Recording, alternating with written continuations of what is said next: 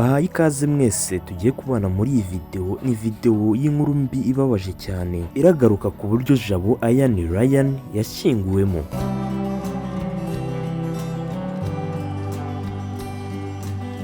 Jabo Ian Ryan ni umwana wavutse ku itariki 28 z'ukwezi kwa kane 2021. Yaje kwitaba Imana ku itariki 14 z'ukwezi kwa gatandatu 2026. Yitabye Imana azize uburwayi bwo mu buryo bw'umuhumekero.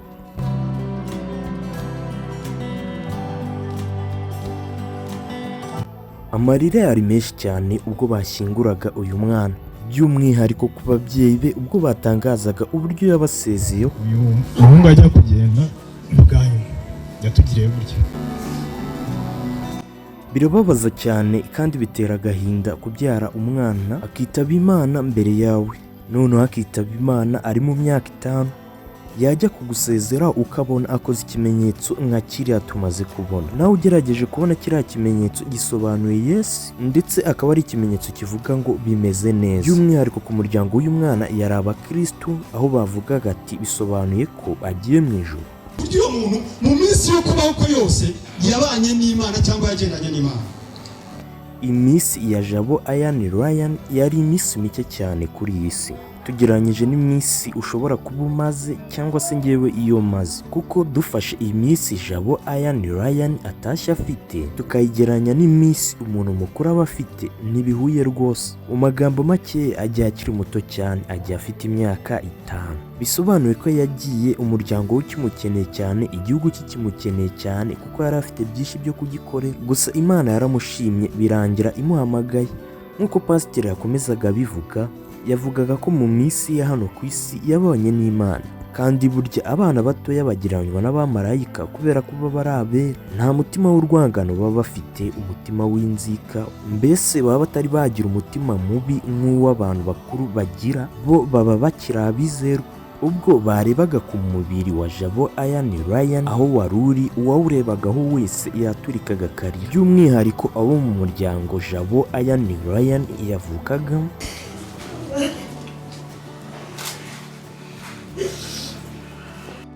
Dore bumwe mu buhamya bwavuzwe bw'uburyo uyu Jabo Ian Ryan yitabyemo Imana. Yararwaye, arwara uburwayi bujyanye no mu buryo bw'imihumekere. Nyuma yaho ababyeyi be baramufashe bamujyana kuri centre de santé yari iri aho hafi, bamuha imiti ndetse bamufata n'ibipimo bagerageza kureba ko byakoroha, ariko ibisubizo bikagomeza kugaragaza ko ntacyo uwo muti uri gukora, ahubwo byakomezaga kugenda byiyongera cyane. Nibwo umubyeyi wa Jabo Ian Ryan yahise aka transfer imujyana ku bitaro bikuru, barayimwandikira barayimuha. Mu buhamya bwatambutse bakomezaga bavuga ko bahise bafata uyu Jabo Ian Ryan bakamujyana kuri ibyo bitaro bikuru, bagerayo bakamuvura bamwongerera umwuka, ariko nabyo ntibigire icyo bitanga. Ubwo uyu Jabo Ian Ryan we yarari gukomeza arushaho kubura umwuka cyane, kugeza naho umutima we warutangiye guhagarara. Nyuma yaho umutima we bagerageje kuwushitura, ntibyagira icyo bitanga, barakomeza barahatiriza, ntibyagira icyo bitanga. Hashize umwanya nk'uko ababyeyi be babivugaga, uyu Jabo Ian Ryan, umwana wari ukiri mutoya cyane, yasezeye ku babyeyi be mu buryo bubabaje cyane, kuko byagaragaraga ko nyine umubiri wanze. Afunga ikiganza akora ikimenyetso cya Yesu akereka ababyeyi be. Nguko uko Jabo Ian Ryan, umwana wari ukiri mutoya cyane w'umuhungu, yitabye Imana. Uyu muhungu ajya kugenda bwayo yatugiriye gutya. Jabo Ian Ryan yari umwana mutoya cyane w'imyaka 5. Ni ukuvuga mu buzima bwe nta bikorwa byinshi yari afite twakomozaho dutanga ubuhamya bwe ku buryo burambuye. Gusa yigaga kuri école primaire, ni muri maternelle iya 2.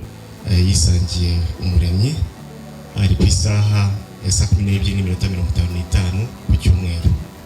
Jabo Ian Ryan wagiye akiri mutoya cyane, ababyeyi be bamukeneye, igihugu kimukeneye, kuko ngo burya iyo umuto avuye mu mubiri, ejo hazaza h'igihugu naho haba hapfuye. Ni ukuvuga ngo ibikorwa yari kuzakorera igihugu ejo hazaza ntibiba bikibayeho. Mu magambo makeya nabyo biba bipfuye. Mu rugendo rwo gushyingura uyu Jabo Ian Ryan byaramarira gusa.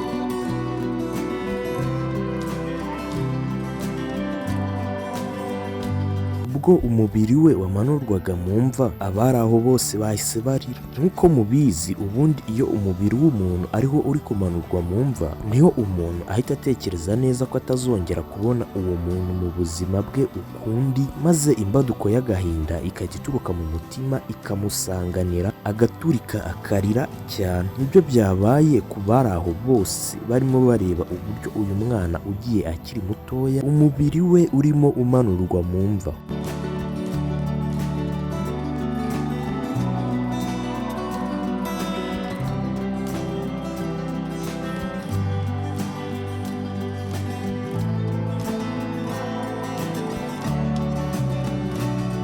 Ngiyi inkuru mbi y'icamugongo yo kubura umwana w'umuhungu. Umwana akagenda mbere yawe, akagenda agusezeyeho, agusigiye urwibutso rwo kugusezeraho mu buryo bubabaje cyane, ukamureba ava mu mubiri agenda kubera ko umubiri wamutengushye. Reka twese tugira ati Imana yakire mu bayo Jabo Ian Ryan, ndetse tubwire n'ababyeyi bati mukomere, n'Imana yamujyanye kandi yagiye kumutuza heza kuko ari mu bwami bwo mu ijuru. Ni inkuru nyinshi zitandukanye zirirwa ziba muri iyi si zo kubabara, kubura abacu bakagenda tukibakeneye, igihugu kibakeneye, mbese bakadusigira urukumbuzi gusa. Gusa ngo icyiza cyo kuva muri uyu mubiri, ngo iyo umuntu avuye muri uyu mubiri yarakoze neza, yarasize ubutumwa bwiza imusozi, ngo aherekezwa n'imirimo ye yakoze, ngo iyo ari imirimo myiza ahembwa ubwami bw'ijuru, ndetse ngo ubwo bwami bw'ijuru ni ubwami bwiza cyane, ngo kuko ngo